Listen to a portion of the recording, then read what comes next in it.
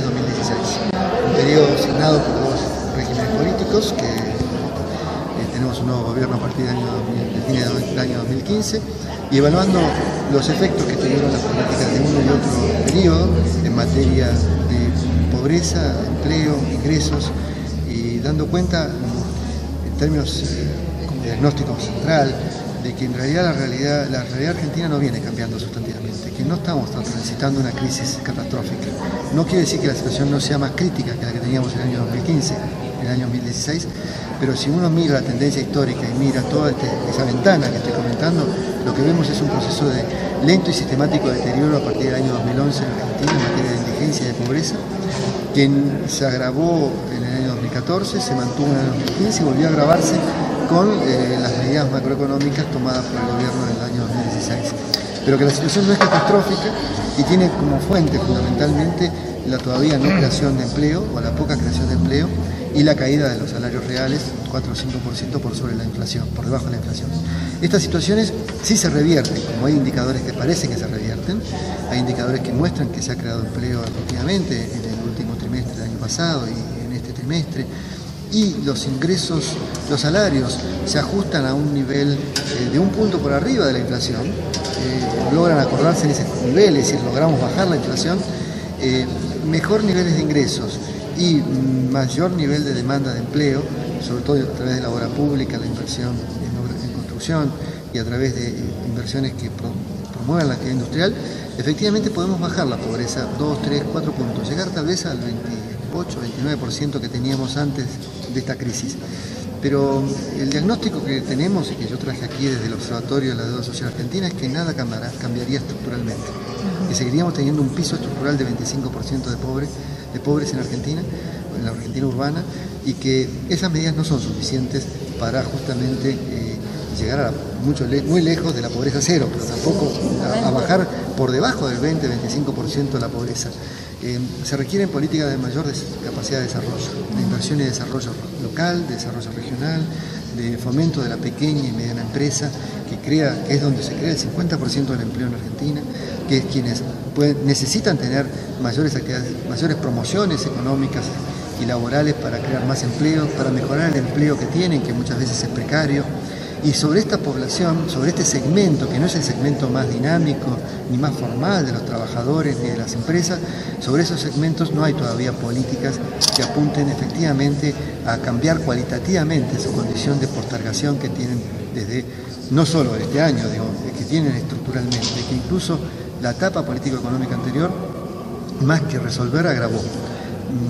y tendió a precarizar aún más a las pequeñas empresas, en las pequeñas y medianas empresas, a condiciones de mayor informalidad laboral.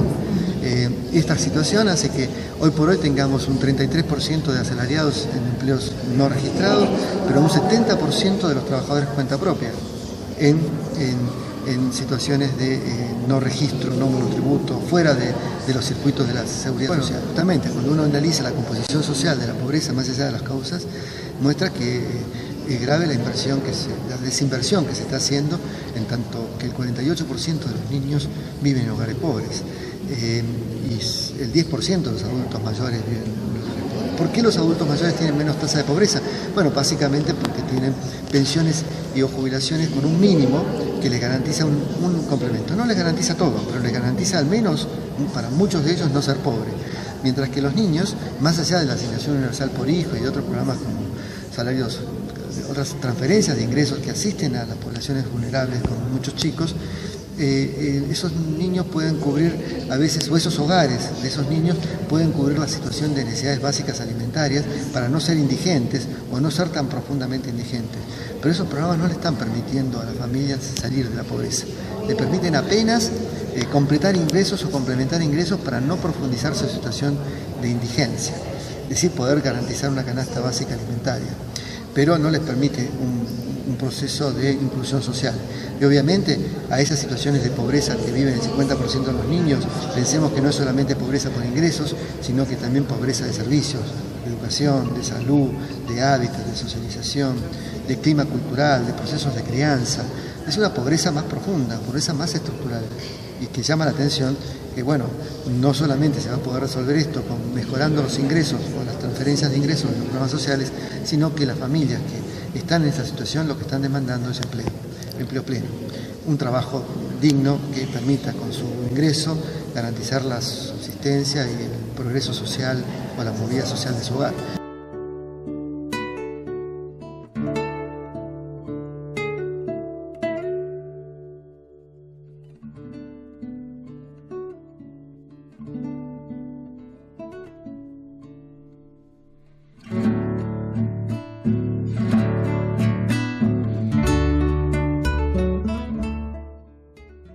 Si es que efectivamente se realizan las inversiones que se están planteando en el sector industrial o comercial o de servicios, pero a un nivel de crecimiento de 2-3% del PBI